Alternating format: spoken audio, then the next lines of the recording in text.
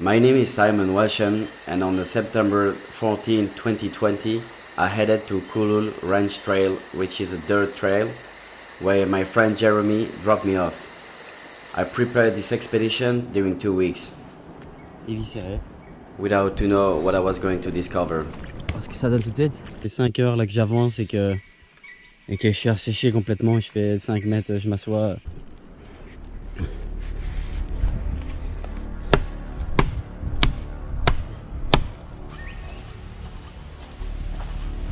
Ah, c'est la merde, je viens de perdre mon radeau. I had to prepare myself to live in self-sufficiency. To be able to survive, I had with me a bag of 21 kilo with a 70 meters rope, some carabiners, my hammock, my sleeping bag, my machete, a medical kit, water filter, a few other stuff. Just before I said goodbye to my friend Jeremy, my heart started to race. I was filled with excitement and fear with this big question, why I'm doing this?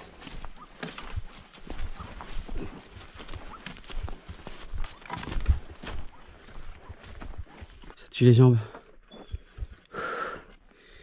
Je suis en train de réfléchir à comment je vais diminuer le poids de mon sac à dos parce que 21 kg c'est beaucoup trop. Ah bon, j'avance.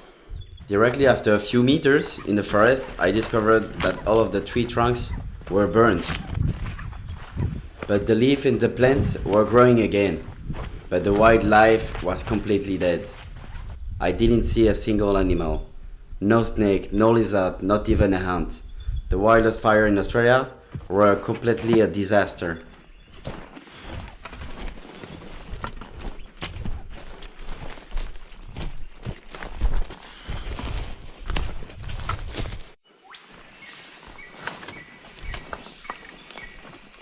The deeper I went between the mountains, the more humidity was present. I could finally perceive animals.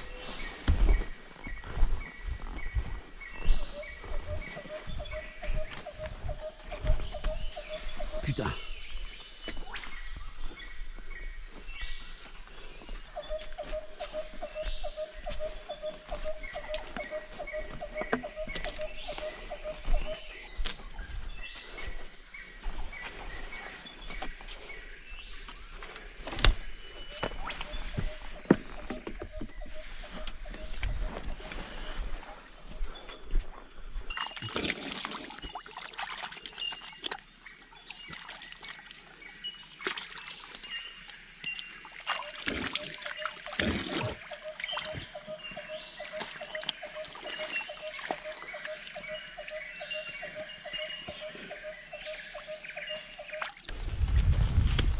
The hardest part for me at the beginning was to constantly climb and descend these mountain flanks with this 21 kilo bag.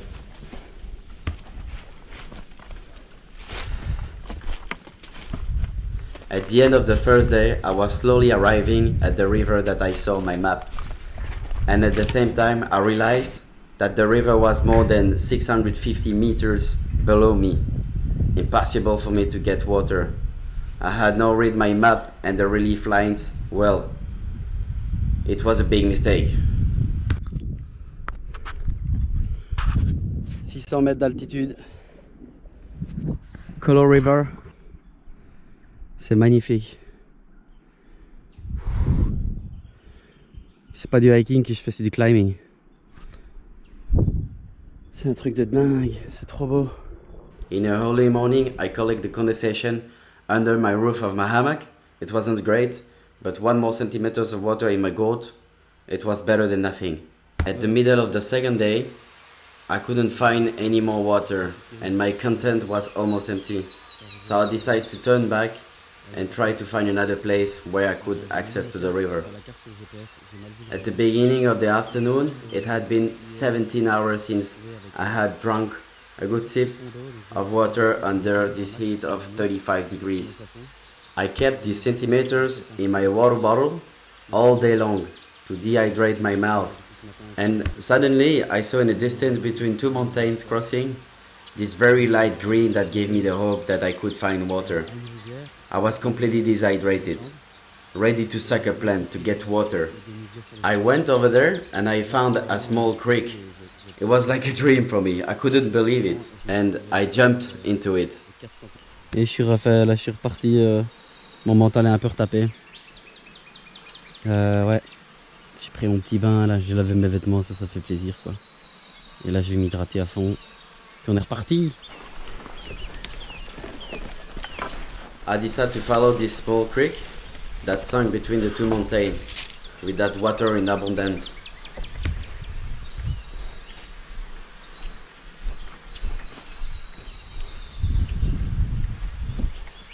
Putain.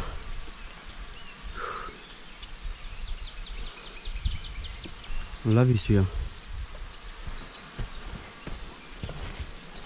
After an hour of descent, I found myself face to face with a wonderful natural pool. I was so happy that I almost cried. Natural swimming pool in the middle of nowhere in the Blue Mountains.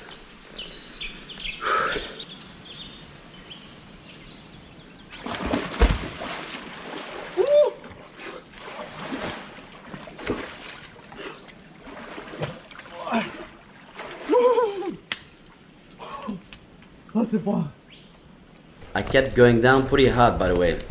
The cap I was supposed to follow was not at all the same. My goal was to get to the river. I had to go on the right, and the creek was leading me to the left. Too bad. I reload my water bottle and my water pocket. I had in total 4 kilos of water in my bag, and I start to go up the whole side of the mountain.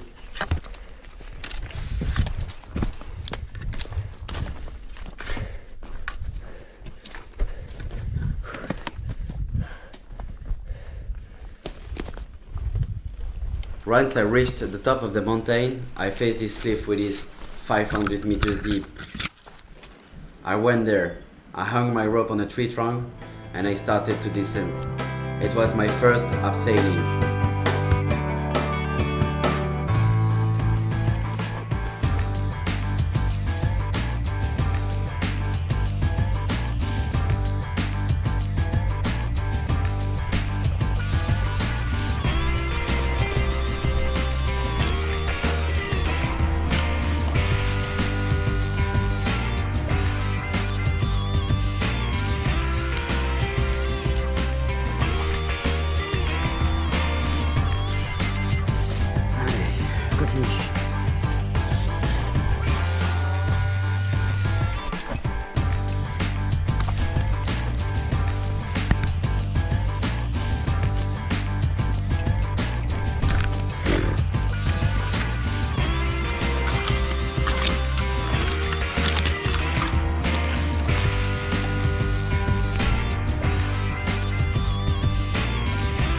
Je suis le seul taré qui fait ça autour d'un bois mort, putain.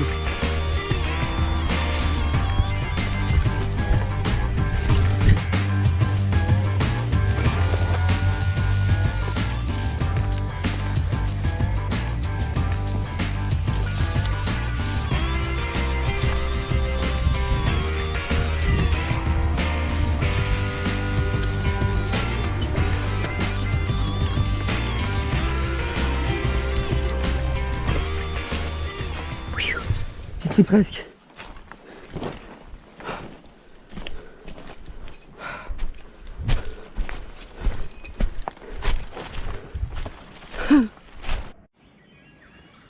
Voilà, on est le matin du jour 3. Et je suis tellement heureux d'avoir descendu ce truc hier là. Cette montagne de ouf. Et si je me lève tout doucement avec cette magnifique rivière à côté de moi, c'est juste trop beau. Et donc là je vais me mettre en route dans une vingtaine de minutes. Et je pense que je vais construire un radeau pour descendre la rivière sur une vingtaine de kilomètres je crois. Donc on va voir ça. On the third day, I realized I had lost all of my map. That's why I decided to build a raft. Because I knew all of the river leads somewhere. And I could fish, hunt along the river and drink water For me, it was like a paradise. Rivers are the highway of the wildlife.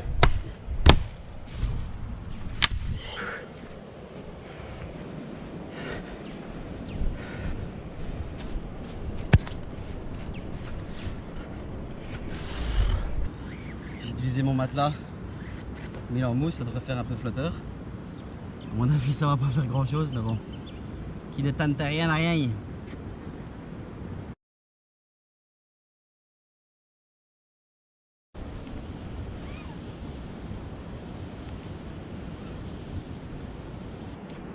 Première mise à l'eau.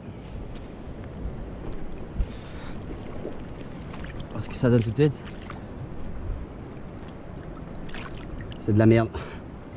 Ah bon, j'ai rien d'autre. Donc on va faire avec.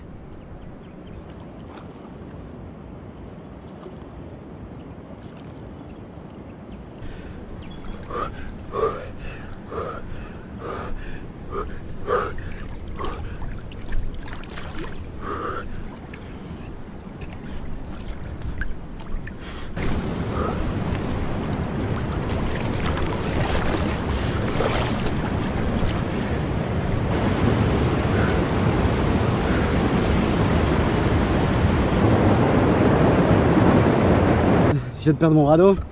Il est juste là, mais c'est trop profond. Je vais faire couler mon sac, c'est la merde. Mais j'attends le prochain barrage. Putain. After 25 meters in the first waterfall, my raft sank. The wood I used to make it Regarde la cadence. was way too heavy and was sinking. I got my mattress back Moyen de and my passage. rope and I started to walk on the side of the river.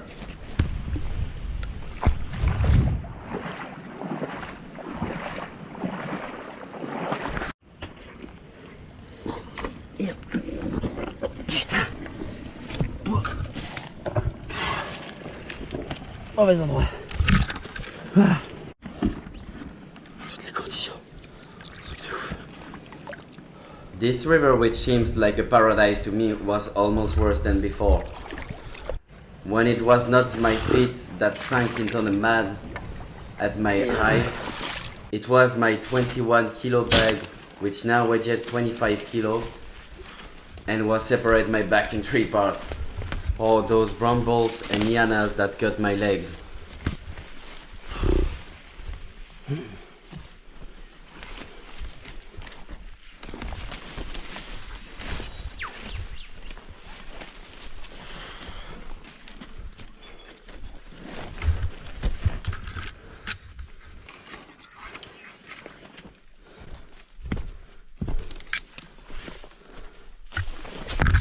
I was mainly feeding myself with a small reptile, bird and fish.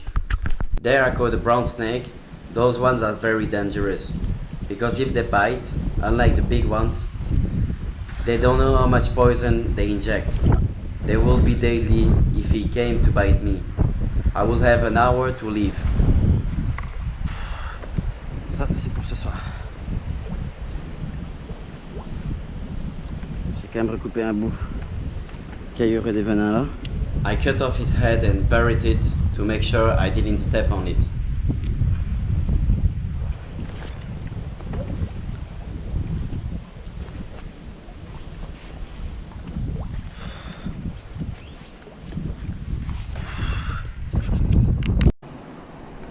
Ça a été vraiment dur aujourd'hui. Mes pieds sont enfoncés dans la vase.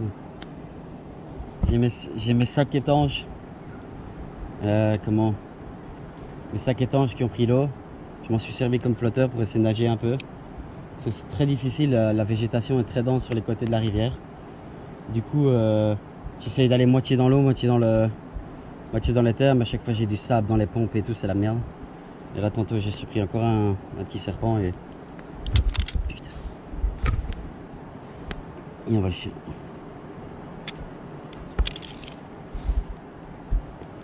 Faire un peu de viande pour ce soir, ça va faire du bien ça.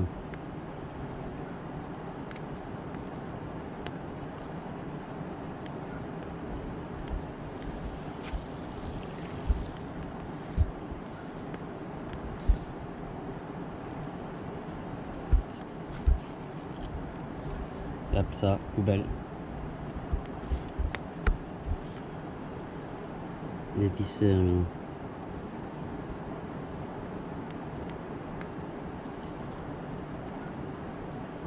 Éviscéré.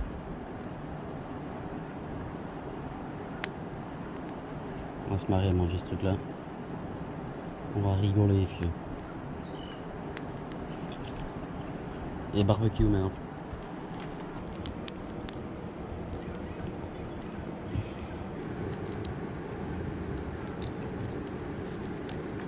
Ce qui est bien avec les petits comme ça, c'est que tu bouffes les arêtes et rien à foutre. Et un peu plus gros, c'est galère. After 100 kilometers and 5 days alone in nature, not knowing at all where I was going to end this adventure, I found a road 15 kilometers away from my position. I sent the GPS coordinates to my friend and we met there. The day after my reunion with my friend, I found myself with swollen ankle and knees.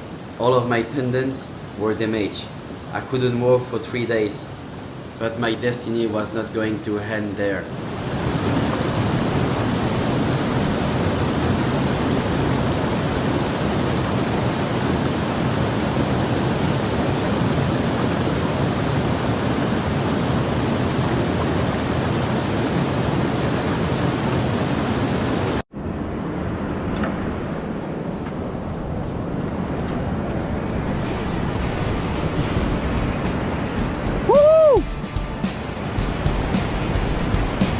Look at this view!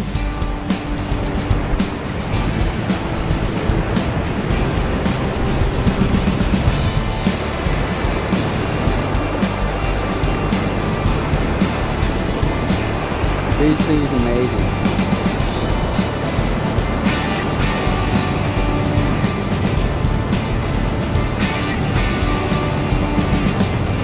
Whatever the situation, you have to think always positive. I always say to myself, it can be worse.